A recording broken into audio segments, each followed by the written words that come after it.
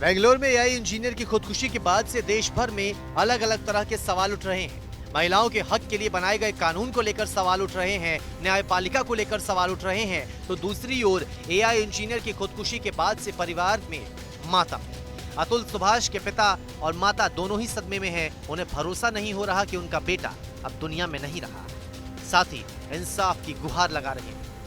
हमको कोई उम्मीद क्या लगेगी, इस न्यायालय का जो चल रहा है इस हिसाब से अभी भी 498 हमारे ऊपर रहेगा और हम लोग फिर जाएंगे, फिर परेशान होंगे।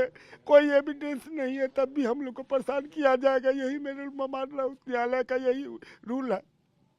जब मेरे बच्चा ने इंसाफ के कारण अपनी फांसी लगा ली तो मैं उससे क्या उम्मीद करूँ। यदि कानून व्यवस्था यही है तो पूरा परिवार चढ़ेगा फांसी पर। हमने कुछ किया ही नहीं, मेरे यहाँ आई नहीं आज तक, कभी हम उसका चेहरा नहीं देखे सर। मैं अपने पोता को नहीं लिया हूँ गोदी में। इससे बड़ा दुख और कुछ होगा किसी माँ बाप के लिए। मेरे बेटे को मिलने नहीं दिया जाता था। कानून व्यवस्था में क्या ये व्यवस्था नहीं है कि अपने पिता को अपने पुत्र से मिलने दिया जाए। वहीं दूसरी ओर परिवार एक और भी है जो अब भागा भागा फिर रहा है। वो परिवार है अतुल सुभाष के ससुराल वालों का। अतुल की पत्नी कहाँ है अभी तक जानकारी नहीं आई। दूसरी ओर अतुल की सास कल रात को ही घर से फरार हो गई और मीडिया से बचती रही। क्या हुआ था आंटी बताइए। ये निकिता के साथ क्या हुआ था?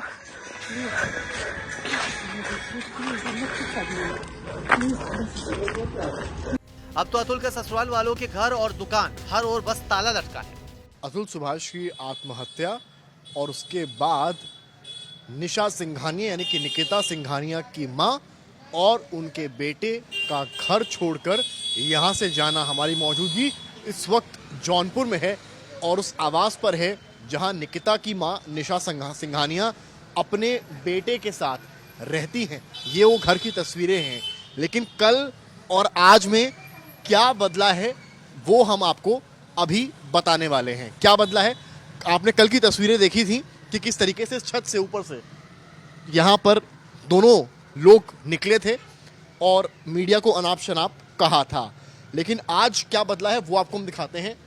आज यहाँ से कोई नहीं निकलने वाला है क्योंकि देर रात परिवार यानी कि माँ और उनका बेटा यहाँ से निकल चुके हैं। रात के अंधेरे लगभग 1 बजे रात को चुपचाप अलग अलग दिशा में दोनों ही जन निकलते हैं। ये वो गली है जहाँ से सिंघानिया यानी कि निकिता की मां निशा सिंघानिया निकलती हैं और एक अलग छोर से उनके बेटे निकलते हैं। बताया जाता है कि यहाँ पे कुछ लोग हैं जो उनकी मदद भी करते हैं और जब देर रात भी जब मीडिया उनसे बात करने की कोशिश करती है तो कोई जवाब नहीं मिलता है। और कल से आज में क्या बदला है, इस घर में उनकी मौजूदगी, कल बालकनी से आपको 2 चेहरे दिखाई पड़ रहे थे लेकिन आज कोई नहीं है क्योंकि इस दरवाजे पे पड़ गया है ताला। वहीं बेंगलुरु पुलिस एक्शन में है। एक टीम उत्तर प्रदेश पहुंच चुकी है। सूत्रों के मुताबिक कर्नाटक पुलिस ने बेंगलोर में अतुल के कमरे से उसके सुसाइड नोट, गैजेट्स बरामद कर लिए हैं। पुलिस अब अतुल के लैपटॉप और फोन की बारीकी से जांच कर रही है।